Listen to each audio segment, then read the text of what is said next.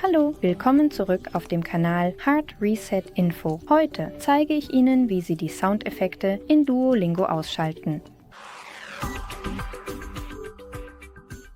Öffnen Sie zuerst die Duolingo-App. Klicken Sie nun auf die 3 Punkte in der unteren rechten Ecke, dann auf Profil und anschließend auf das Zahnrad-Symbol. Wählen Sie Einstellungen und hier können Sie Ihre Soundeffekte deaktivieren, indem Sie den Schieberegler nach links bewegen. Und das war's. Ich hoffe, Sie finden dieses Video hilfreich. Wenn ja, vergessen Sie nicht, unseren Kanal zu abonnieren. Bis später. Tschüss.